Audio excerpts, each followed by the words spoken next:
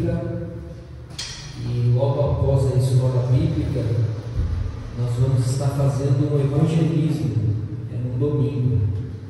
Então a escola bíblica nós terminaremos 10h30 no máximo, então nós já vamos estar saindo para fazer um evangelismo aqui na região.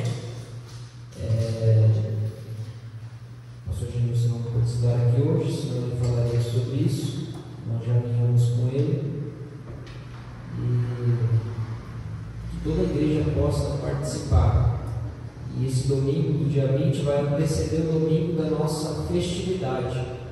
Nosso evangelismo ele vai ser direto e objetivo.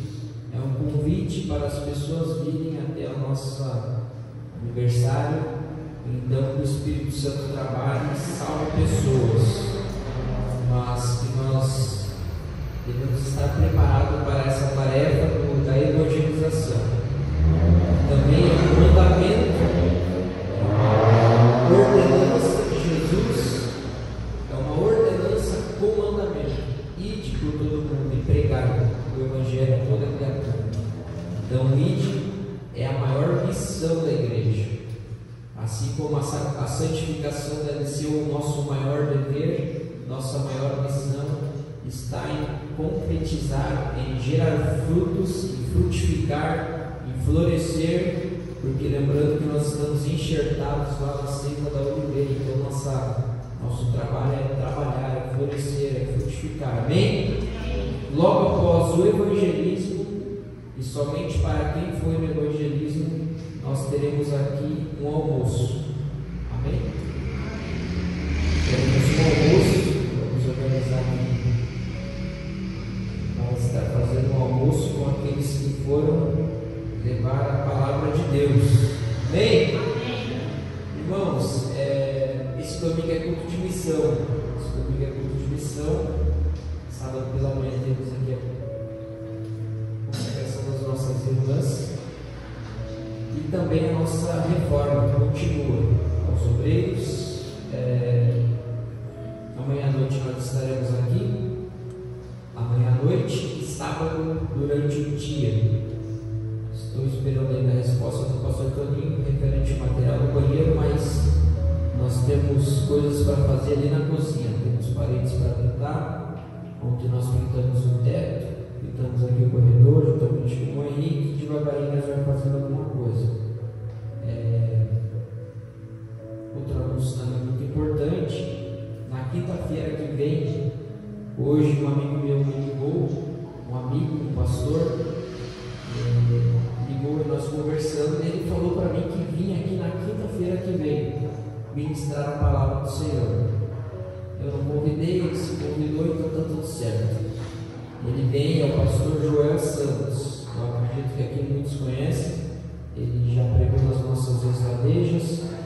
E na quinta-feira que vem, ele vai confirmar ainda na segunda, ele estará aqui conosco. Então vamos fazer um movimento já para anteceder a base do nosso aniversário. Glória a Deus. Já vamos trabalhar para a quinta-feira que vem, para a igreja já começar a ficar unida nos cultos, para quando chegar no nosso aniversário já estar mais alegre ainda. Nossa festa já começou no início do mês, como eu falei.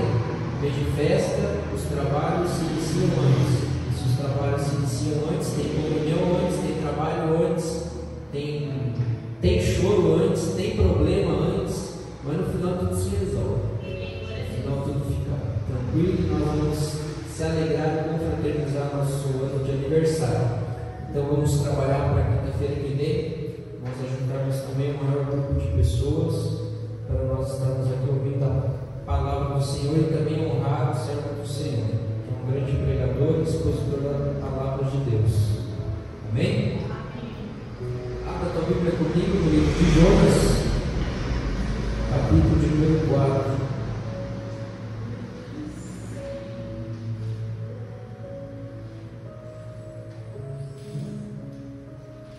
Jonas 4, 1 em diante, vai dizer: mas desgostou-se Jonas extremamente disso e ficou todo ressentido, e orou ao Senhor e disse: ah, Senhor, não foi isso que eu disse estando ainda na minha terra. Por isso me preveni fugindo para Tarsis, pois sabia que és Deus piedoso e misericordioso, longânimo e grande benignidade, e que te arrependes do mal. Peço-te, pois, ó Senhor, tira-me a minha vida, porque melhor me é morrer do que viver. E disse o Senhor: é razoável esse teu sentimento? Então Jonas saiu da cidade e assentou-se ao oriente da cidade, e ali fez uma cabana. Repita comigo: fez uma cabana. E se assentou-se debaixo dela, à sombra, até ver o que aconteceria à cidade. E fez o Senhor Deus nascer uma aboboreira, que subiu por cima de Jonas, para que fizesse sombra sobre a sua cabeça, a fim de o livrar do seu enfado, ou em outras traduções, livrar do calor. Jonas se alegrou no extremo por causa da aboboreira, mas Deus enviou um bicho no dia seguinte, ao subir da alva, a qual feriu a aboboreira, e esta se secou. E aconteceu que, aparecendo o sol, Deus mandou um vento calmoso oriental, e o sol feriu a cabeça de Jonas, e ele desmaiou. E desejou Jonas com toda a sua alma morrer, dizendo: melhor me é morrer do que viver. Então Deus disse a Jonas: é acaso razoável que assim te enfades por causa da aboboreira? E ele disse: é justo que me enfades a ponto de desejar a morte. E disse o Senhor: tiveste compaixão da aboboreira, e a qual não trabalhaste, não fizeste crescer, que em uma noite nasceu e uma noite pereceu. E não hei eu de ter compaixão da grande cidade de Nínive, em que estão mais de 120.000 homens, que não sabem discernir entre a mão direita e a sua mão esquerda, e também muitos animais? Ponto de interrogação. Irmãos, fiz questão de ler todo o capítulo 4, porque, tendo em vista que ele não é um capítulo extenso, mas é o capítulo que fecha o livro de Jonas. E por fechar o livro de Jonas, ele fecha com uma pergunta, mas também aqui mostra muitas coisas a respeito de um ser, e este ser é o ser Deus. Mostra muita coisa a respeito de Deus e do seu amor, do que da incompaixão do profeta Jonas. A incompaixão do profeta Jonas e a falta de misericórdia faz com que ele deseje morrer. Primeiro, no seu íntimo, ele queria que Nínive fosse destruída. Ele queria que Nínive não sobrasse ossos mortais para contar a história, por ser a cidade perversa. E nós falamos que Deus colocou Jonas dentro daquela cidade para pregar a palavra. Uma cidade a qual tinha os seus muros muito elevados, extensos e largos, que para entrar dentro desta cidade uma porta precisava se abrir, e a porta se abre para que o profeta Jonas entre e pregue para ela. E nós falamos que portas iriam se abrir na vida de pessoas, que somente Deus poderia colocar as nossas vidas, ou a nossa pessoa em certos lugares. Assim como Deus colocou Jonas dentro de Nínive para cumprir uma missão, Deus ele nos colocará em lugares para executar a missão e o propósito que Deus ele colocou em nós. Que Deus ele já decidiu que nós vamos fazer. Porque quando Deus ele decide um propósito, seja quem for, doa o que doer, custe o que custar, o propósito irá se cumprir. Porque a palavra de Deus não volta vazia sem antes cumprir aquilo para o qual ela foi designada. Se a palavra de Deus foi designada para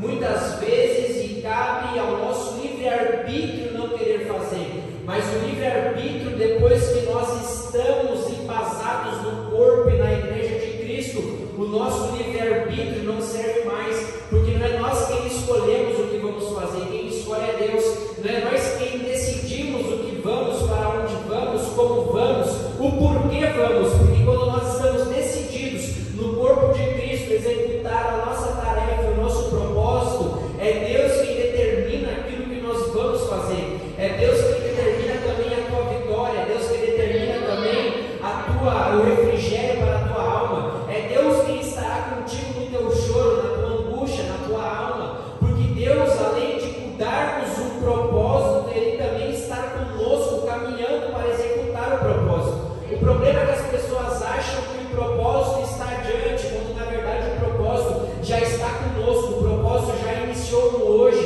o propósito já foi decretado e Deus está conosco no propósito. As pessoas se angustiam ou ficam tristes no decorrer de sua caminhada por entender que ainda não alcançaram o objetivo final. Mas eu estou aqui para te dizer que o nosso objetivo final como igreja de Cristo é um dia estarmos para sempre com Ele nos ares. Enquanto nós não estivermos nos ares com Ele, nosso propósito final não se encerrou. Então será de vitória em vitória, de mandamento em mandamento, será de ordenança em ordenança, cumprindo o nosso propósito e Deus estando conosco para nós conseguirmos semear a palavra de Deus e pregar a palavra de Deus. Jonas, ele está com um problema pessoal, um problema emocional, um problema porque Nínive era quem perseguia e quem viera a perseguir no futuro o seu povo, a sua tribo, a sua nação. Eles eram pessoas perversas e quem sabe Jonas, ele está atemorizado ao entrar nesta cidade. Mas no capítulo 3, quando a palavra de Deus vem pela segunda vez para o profeta Jonas, então ele se levanta e vai e prega para a cidade. Nós falamos sobre isso na última quinta-feira. E após ele pregar, as pessoas daquela cidade se arrependem, se convertem, se rendem ao Deus. O livro de Jonas é a segunda vez que um grupo de pessoas se rende ao soberano Deus. O primeiro grupo de pessoas foi os marinheiros, quando Jonas ainda estava no barco, e eles reconheceram o Deus de Jonas, e eles reconheceram a grandeza do Deus de Jonas. Jonas pede para que eles lancem no mar, eles lançam no mar, e então é na barriga do peixe que Jonas ele clama por misericórdia. Dois povos, dois grupos de pessoas reconhecem a grandeza de Deus, enquanto Jonas, o profeta, não consegue reconhecer a grandeza soberana do grande amor de Deus.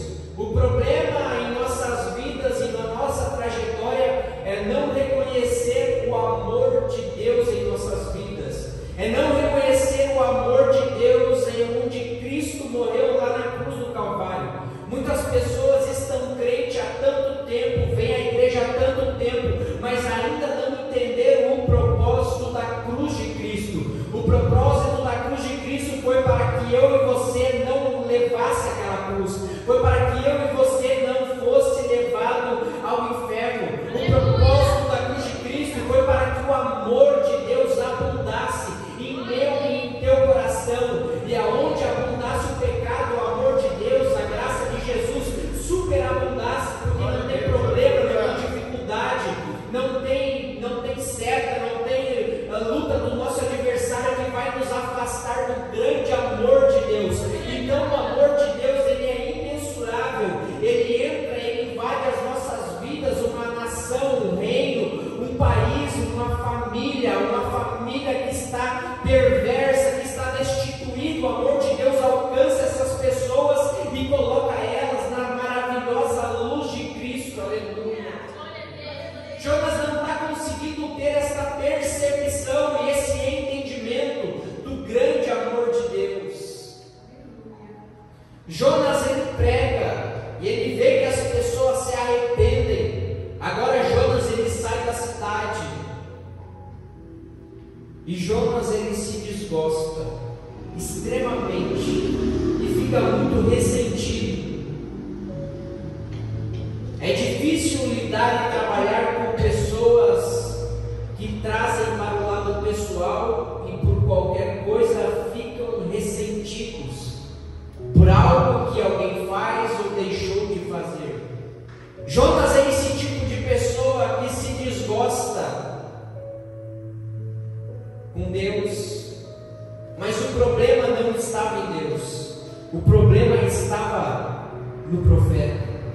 Jonas, ele pede para morrer pela segunda vez no capítulo 4. Tira a minha vida, Senhor.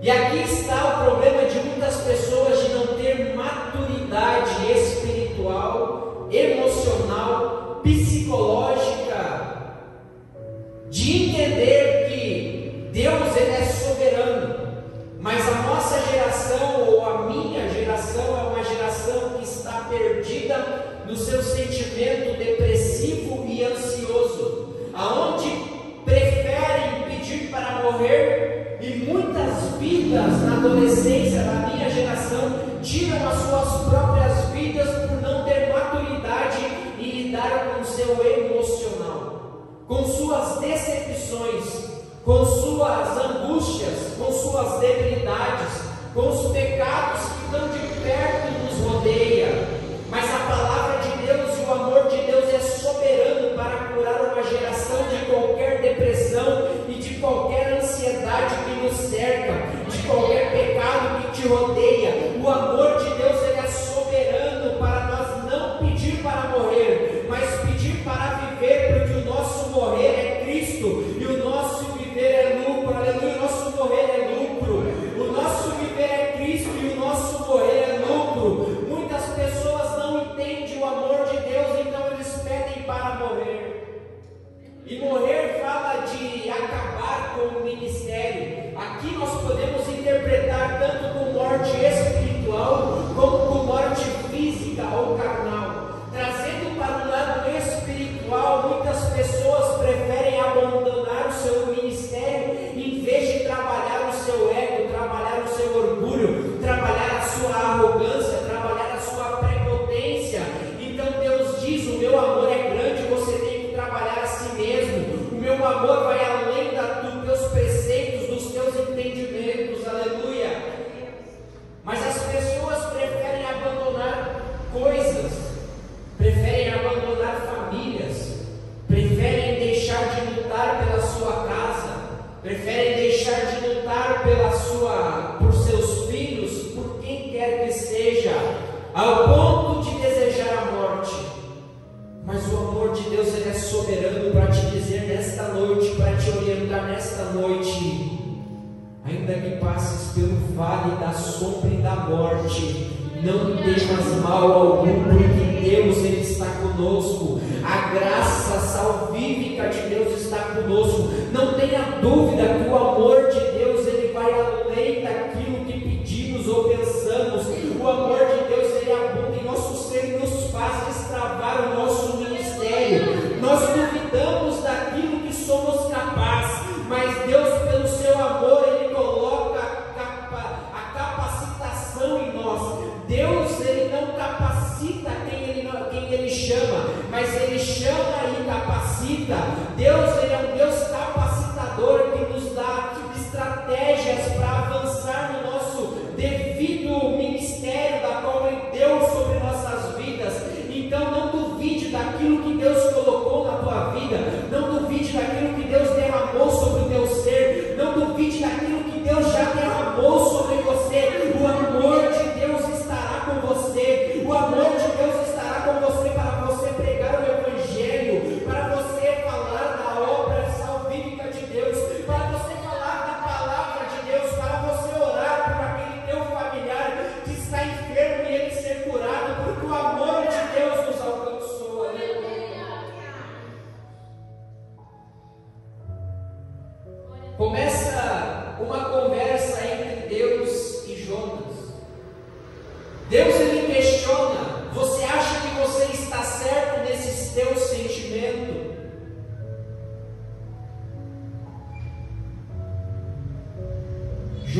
responde.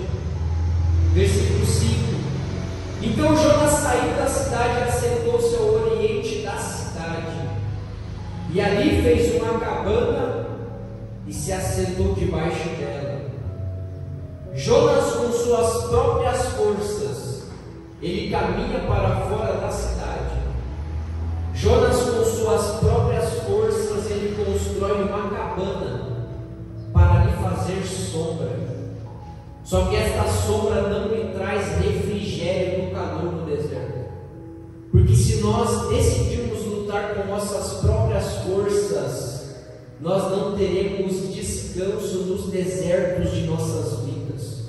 E muitas pessoas passam por desertos, mas preferem lutar com suas próprias estratégias do que reconhecer o grande amor de Deus.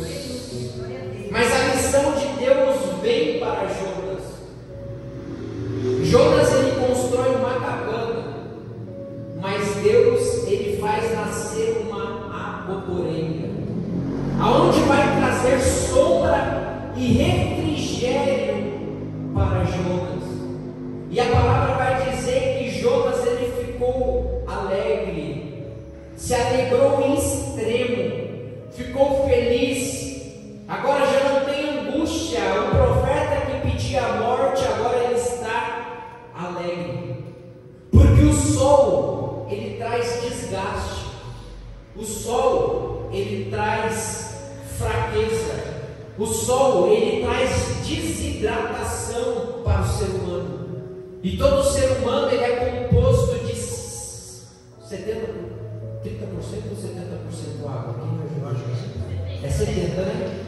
70%. Então, na nossa maioria, tem água dentro do ser humano. E o sol faz com que essa hidratação diminua. E diminuindo, nós muitas pessoas começam a imaginar coisas, começam a ficar fracos. Jonas, ele está no sol escaldante daquele lugar, afastado, fora da cidade, sem abrigo, sem refúgio, sem água, sem comida, sem alimento, e mesmo assim construindo uma cabana para ele. O problema de nós construirmos e lutar com nossas próprias forças é que nós não alcançaremos e não almejaremos os propósitos de Deus para nós. Quem sabe está na hora de nós recalcular algumas coisas em nossas vidas e começar a entender a soberania de Deus em nossas vidas. E pela grande misericórdia de Deus, Deus permite nascer uma aboboreira para trazer refrigério para a alma de Jonas. Jonas agora ele fica alegre. Às vezes nós crentes passamos por lutas e dificuldades, e nas dificuldades nós conseguimos contemplar o amor de Deus em nós. É a aboboreira de Deus nascendo nos nossos desertos, nas nossas angústias e nas nossas aflições. Só que tem pessoas que não conseguem entender. Então Deus manda um bicho no dia seguinte para matar a aboboreira. Lembra de Jó? Foi Deus quem deu, foi Deus quem tomou. Vai questionar por quê, vai duvidar por quê. Chega de nós ficarmos duvidando da soberania de Deus. Às vezes nós não destravamos em nossas vidas porque nós não conseguimos ter fé para acreditar e mover o sobrenatural. Ter fé para destravar o nosso emocional que está abalado por causa das dificuldades da vida. As dificuldades têm sido difíceis, mas a presença de Deus é maior para nos dar vitória. A presença de Deus vai além para nos fazer entender que Ele nos ama. Aleluia. O que está em jogo aqui não é entre Deus e Jonas, mas é sim entre o amor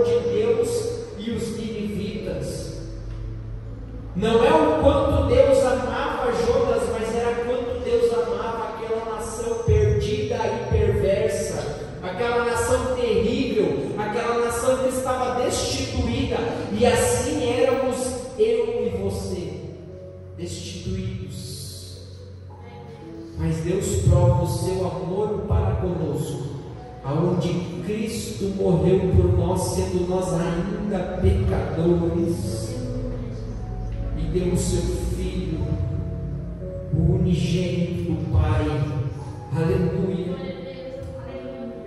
Porque Deus, o maior ser, amou o maior sentimento, o mundo, o maior propósito, de tal maneira, o maior grau, que deu o maior ato, seu Filho unigênito, o maior sacrifício, para que todo aquele que nele crê, a maior esperança, não pereça, mas tenha a vida eterna. É a maior promessa. Deus me amou, Deus te amou desde a fundação do mundo.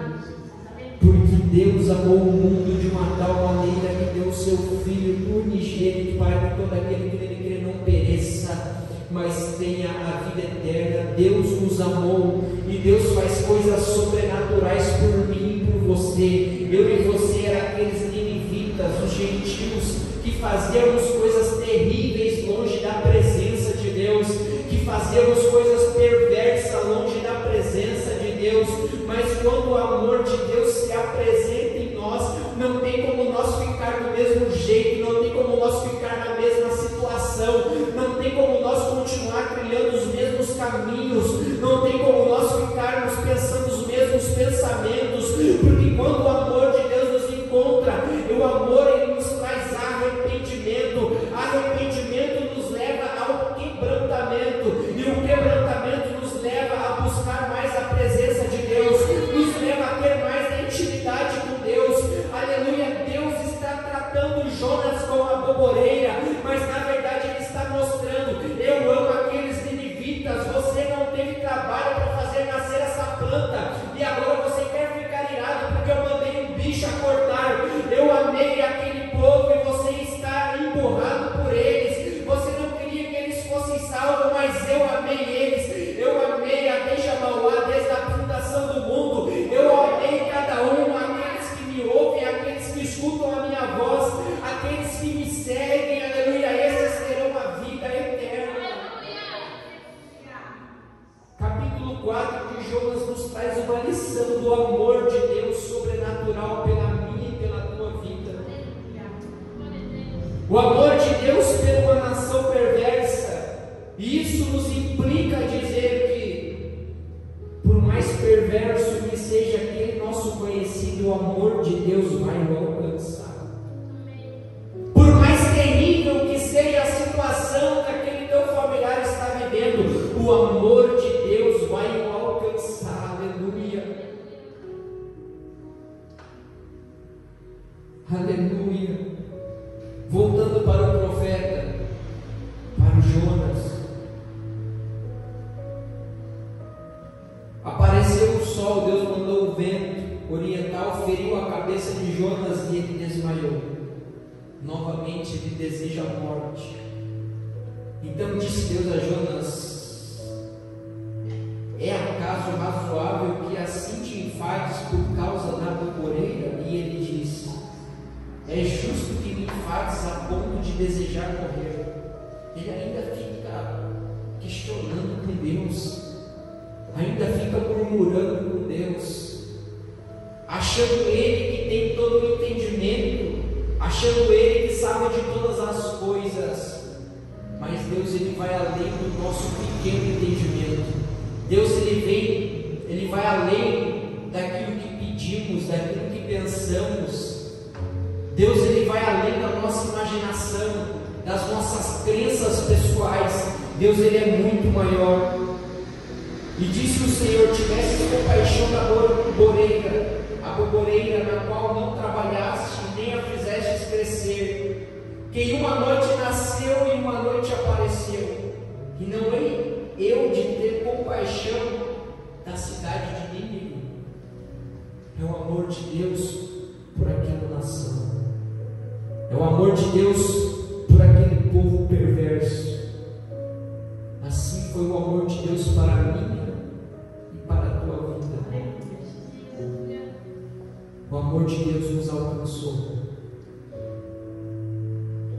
Nunca esqueça que o amor de Deus nos alcançou. A graça infalível de Deus nos alcançou. Aleluia. Se coloque de pé.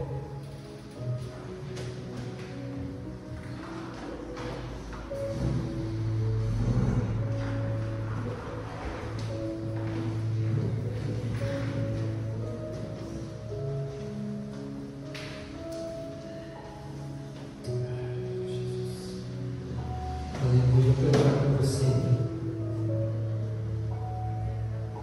O livro de Jonas tem muitas coisas ainda para nós tirarmos dele. Mas nós encerramos aqui este livro dos profetas menores, da qual nós tiramos muita lição nos decorreres desses dias. Mas o que fica em nosso coração é: não diga não para Deus, porque senão será mais difícil. A lição que fica é: se entregue para Deus, senão você vai ter que se entregar para o peixe, para que Deus te busque na barriga do peixe. As lições que fica é: pregue a palavra de Deus em tempo e fora de tempo. A lição que fica é: Deus nos colocará em lugares onde nós nem imaginávamos que iríamos acessar, porque o amor dele é muito maior sobre a nossa vida. A lição de Deus é, do livro de Jonas: não murmure contra Deus, não questione contra Deus. Deus, ele é um Deus que quer salvar pessoas, e nós somos vasos úteis na mão dele para ser usado como canal de bênção onde nós estivermos. Você carrega graça, você carrega Jesus. Aleluia. O Espírito Santo está com nós, aleluia. Glória a Deus. Eu quero orar com você, vamos para casa em paz. Que Deus nos dê respostas daquilo que estamos orando. Que Deus guarde as nossas vidas, porque precisamos dos cuidados dele. Que Deus nos acompanhe, Senhor Deus e Pai. O Senhor é bom, Senhor, o Senhor é maravilhoso. Obrigado, Jesus, pela Tua palavra que nos habita, que nos edifica, Senhor. A Tua palavra que transborda em nós, Senhor, e que nos faz falar das Tuas maravilhosas riquezas sobrenaturais, Senhor. Mas eu te peço, Jesus, que nós venhamos crescer cada vez mais em graça, em conhecimento. Que nós venhamos crescer mais, Senhor Deus, em ousadia, em desejo, Senhor, pela Tua palavra, em desejo pelo episcopado, em desejo, Pai, por buscar os dons ministeriais e espirituais. Opera em nós, Senhor. Fortifica-nos, enche-nos. Esse é o nosso pedido. Guarda a Tua igreja, Senhor, do dia mau. Prospera essa igreja, prospera os Teus filhos, Senhor. A porta de emprego que eles necessitam, ou qualquer coisa que seja da qual eles estão necessitando em oração, Pai. Os Teus cuidados estejam em nós e por nós, em nome de Jesus. Eu te peço e te agradeço. Amém. Pastor Pedro, a bênção. Graças a Deus. Estende suas mãos. Que a graça do nosso Senhor e Salvador Jesus Cristo, o grande amor de Deus, nosso Pai, as doces e ricas comunhão e consolação do seu Espírito Santo, seja e esteja com cada um de nós, e nós todos juntos dizemos: Amém. Adeja 2025.